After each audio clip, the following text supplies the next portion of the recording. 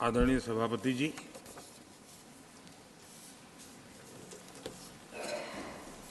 हर 2 वर्ष के बाद इस सदन में इस प्रकार का प्रसंग आता है, लेकिन ये सदन निरंतरता का प्रतीक है। लोकसभा 5 साल के बाद नए रंग रूप के साथ सज जाती है। ये सदन हर 2 वर्ष के बाद एक नई प्राण शक्ति प्राप्त करता है, एक नई ऊर्जा प्राप्त करता है, एक नए उमंग और उत्साह का वातावरण भर देता है। और इसलिए हर 2 साल में जो होने वाली विदाई है, वो विदाई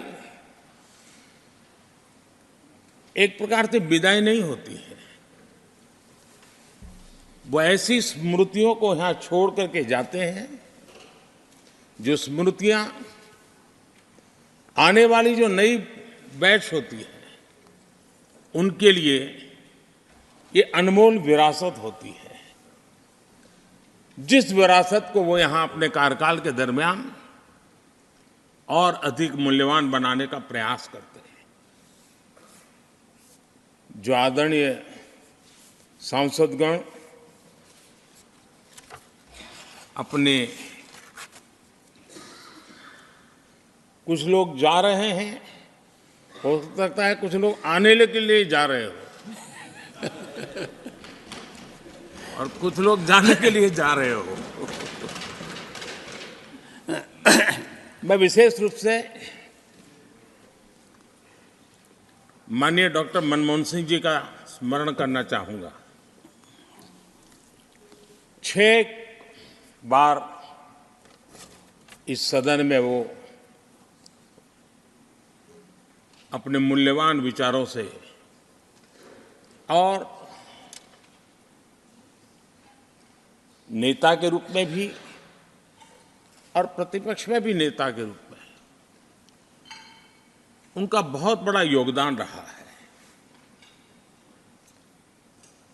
वैचारिक मतभेद, कभी बहस में छिटाकशी, वो तो बहुत अल्पकालीन होता है, लेकिन इतने लंबे अरसे तक जिस प्रकार से उन्होंने इस सदन का मार्गदर्शन किया है, देश का मार्गदर्शन किया है, वो हमेशा हमेशा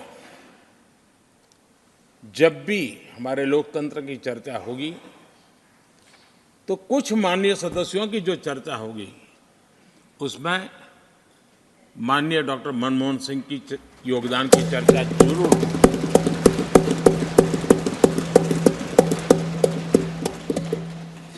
और मैं सभी सांसदों से, चाहे इस सदन में हो या उस सदन में हो, जो आज है वो शायद भविष्य में आने वाले हो, मैं उनसे जरूर कहूंगा कि ये जो माननीय सांसद होते हैं, किसी भी दल के क्यों न हो, लेकिन जिस प्रकार से उन्होंने अपने जीवन को कंडक्ट किया होता है, जिस प्रकार की प्रतिभा के दर्शन उन्होंने अपने कार्यकाल में कराए होते हैं, उसका हमने एक गाइडिंग लाइट के रूप में सीखने के लिए प्रयास करना चाहिए। मुझे याद है उस सदन के अंदर लास्ट कुछ दिनों में एक वोटिंग का अवसर था, विषय तो मैं छूट गया मेरा, लेकिन पता था कि विजय ट्रेजरी बैंक की होने वाली है। अंतर भी बहुत था, लेकिन doctor Manmohan Singh ji wheel chair में आए, वोट किया एक सांसद अपने दायित्व के लिए कितना सजग है, उसका वो उदाहरण है। वो प्रेरक उदाहरण था। इतना ही नहीं, मैं देख रहा था कभी कमेटी के चुनाव हुए, कमेटी मेंबर्स के, वो व्हीलचेयर में वोट देने आए। सवाल ये नहीं है कि वो किसको ताकत देने के लिए आए थे। मैं मानता हूं वो लोकतंत्र को ताकत देने आए थे।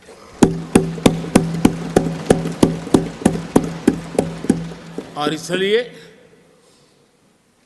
आज विशेष रूप से मैं उनके दीर्घायु के लिए हम सब की तरफ से प्रार्थना करता हूं। वे निरंतर हमारा मार्गदर्शन करते रहें, हमें प्रेरणा देते रहे। आदरणीय सभापति जी, जो हमारे साथी नए दायित्व की ओर आगे बढ़ रहे हैं, इस सीमित विस्तार से एक बड़े विस्तार की तरफ जा रहे हैं,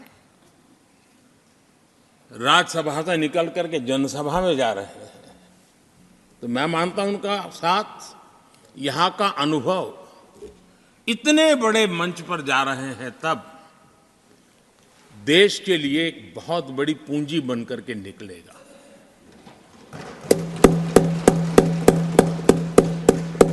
किसी यूनिवर्सिटी में भी 3-4 साल के बाद एक नया व्यक्तित्व बाहर निकलता है। ये तो 6 साल की विविधताओं से भरी हुई है, अनुभव से घड़ी हुई एक ऐसी यूनिवर्सिटी है जहां 6 साल रहने के बाद कोई भी व्यक्ति ऐसा निखर करके निकलता है, ऐसा तेजस्वी बन करके जाता है, वो जहां भी रहता है, जिस भूमिका से रहता है, वो अवश्य हमारे कार्य को अधिक ताकतवर बनाएगा, राष्ट्र के काम को गति देने का सामर्थ्य देगा। ये जो माननीय सांसद जा रहे हैं, एक प्रकार से वो वैसे ग्रुप है जिनको दोनों सदन में रहने का, पुराने वाले संसद के भवन में भी और नए वाले संसद के भवन में भी उनको रहने का अवसर मिला। ये साथी जा रहे हैं, वो आज़ादी के 75 वर्ष अमृत काल का, उसके नेतृत्व का साक्षी बनकर के जा रहे हैं। और ये साथी जो जा रहे हैं, हमारे संविधान के 75 साल, उसकी भी शोभा बढ़ाते हुए आज हम सबके साथ जा रहे हैं, तो अनेक स्मृतियां लेकर के जा रहे हैं। हम वो दिन भूल नहीं सकते कि कोविड के कठिन कालखंड में हम सब ने परिस्थितियों को समझा, परिस्थितियों के अनुकूल अपने आप को गढ़ा। यहां बैठने के लिए कहा तो यहां बैठो, वहां बैठने के लिए कहा तो वहां बैठो, उस कमरे में बैठने के लिए कहो। किसी भी दल के किसी भी सांसद ने ऐसे विषयों को लेकर के देश के काम को रुकने नहीं दिया। और कोरोना के वो कालखंड जीवन और मौत का खेल था, घर से बाहर निकले पता नहीं क्या होगा। उसके बाद भी माननीय सांसदों ने सदन में आकर के देश की जिम्मेवारियों को निभाया, देश को आगे बढ़ाया। और इसलिए मैं समझता हूं कि उस कालखंड ने हमें बहुत कुछ सिखाया है। संकटों के बीच भी भारत की संसद में बैठे हुए व्यक्ति कितने बड़े दायित्व को निभाने के लिए कितना बड़ा रिस्क भी लेते हैं और कितनी कठिनाइयों के बीच में काम भी करते हैं, इसका अनुभव भी हमें हुआ। सदन में खट्टे मीठे अनुभव भी रहे। हमारा कुछ दुखद घटनाएं भी रही। कोविड के कारण हमारे कुछ साथी हमें छोड़ के चले गए, आज वो हमारे बीच नहीं है। वो भी सदन के इसी कालखंड के कुछ प्रतिभाएं थी जो हमारे बीच से चली गई। वो एक दुखद घटना को हमने स्वीकार करते हुए भी हम आगे बढ़ते रहे। और भी ऐसी कुछ घटना हुई, कभी कभी फैशन परेड का भी हमने दृश्य देखा, काले कपड़ों में सदन को फैशन शो का भी लाभ मिला। तो ऐसी विविधताओं के अनुभव के बीच हमारा कार्यकाल बीता। और मैं तो अब खरगे जी आ गए हैं तो मेरा एक धर्म तो निभाना ही पड़ता है मुझे। कभी कभी कुछ काम इतने अच्छे होते हैं जो बहुत लंबे समय तक उपयोगी होते हैं। हमारे यहाँ कोई बच्चा कुछ अच्छी चीज कर लेता है, कोई बच्चा अच्छे कपड़े वपड़े पहन करके अवसर के लिए तैयार होता है तो परिवार में एक आध स्वजन आ जाता, अरे किसी की नज़र लग जाएगी, इसको काला टीका कर दो, तो ऐसे काला टीका कर देते हैं। आज देश पिछले 10 साल में समृद्धि के नए नए शिखर सर कर रहा है।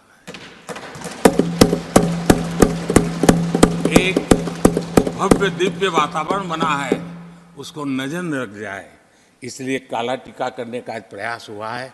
मैं उसके लिए भी खरगे जी का बहुत धन्यवाद करता हूं, ताकि इस हमारी प्रगति की यात्रा को कोई नजर न लग जाए। ये नजर न लग जाए इसलिए आपने आज जो काला टीका किया है, मैं तो सोच रहा था सब काले कपड़ों में आएंगे, लेकिन शायद काला जोदू खिंचते खिंचते खिंचते ब्लैक पेपर तक चला गया है। लेकिन फिर भी मैं उसका भी स्वागत करता हूं, क्योंकि जब भी अच्छी बात होती है काला टीका नजर न लग जाए इसलिए बहुत जरूरी होता है। और उस पवित्र काम को, और आज जिस उम्र के हैं उस व्यक्ति जब ये काम करता है तो जरा अच्छा रहता है, तो मैं इसके लिए भी आपका आभार व्यक्त करता हूं। आदरणीय सभापति जी, ये विषय कोई लंबा बोलने का तो है नहीं, लेकिन हमारे यहाँ शास्त्रों में एक बहुत बढ़िया बात कही गई है। शायद हमारे सब साथी जा रहे हैं तो जो कमी भी हमें महसूस होगी उनकी, क्योंकि उनके विचारों का लाभ जो आ जाएंगे वापस वो तो और तेज तरार होकर के आएंगे। जिसको हमला करना है वो भी मज़ेदार हमले करेंगे, और जिसको रक्षा कवच करना बनाना है वो भी बढ़िया बनाएंगे। वो अपना काम चलता रहेगा। हमारे यहाँ शास्त्रों में कहा गया है, गुणा गुणज्ञेषु गुणा भवन्ति, गुणा गुणज्ञेषु गुणा भवन्ति, ते निर्गुणम प्राप्य भवन्ति दोषाः, ते निर्गुणम प्राप्य भवन्ति दोषाः। आस्वाद्य तोया प्रवहन्ति नद्य, समुद्र मासाद्वय भवन्तय पेया। उसका मतलब है गुण, गुणी लोगों के बीच रहकर गुण होते हैं। जो गुणी लोगों के बीच रहने का मौका मिला तो उनके साथ रहने से हमारे भी गुणों में बढ़ोतरी होती है। निर्गुण को प्राप्त करके वो दोष युक्त हो जाते हैं। अगर गुणियों के बीच में बैठते हैं तो गुण तो बढ़ जाता है, लेकिन गुण ही नहीं है तो दोष बढ़ जाते हैं। और आगे कहा है, नदियों का जल तभी तक पीने योग्य होता है जब वो बहता रहता है। सदन में भी हर 2 साल के बाद नया प्रवाह आता है, और जब तक बहता रहता है, लेकिन नदी कितनी ही मीठी क्यों ना हो, पानी कितना ही स्वादिष्ट क्यों ना हो, लेकिन जैसे ही समुद्र से मिल जाती हैं वो किसी काम की रहती नहीं है। उसमें दोष आ जाते हैं, दोष युक्त हो जाते हैं, और इसलिए समुद्र को प्राप्त करने के बाद पीने योग्य नहीं रहता। मैं समझता हूँ ये संदेश हर एक के जीवन में प्रेरक रहेगा। इसी भावना के साथ जो साथी समाज जीवन के एक बहुत बड़े फलक पर जा रहे हैं, इस जीवंत यूनिवर्सिटी से अनुभव प्राप्त करके जा रहे हैं, उनका मार्गदर्शन, उनका कर्तृत्व राष्ट्र के काम आएगा, नई पीढ़ी को प्रेरणा देता रहेगा। मैं सभी साथियों को हृदय से अनेक अनेक शुभकामनाएं देता हूं। बहुत बहुत धन्यवाद।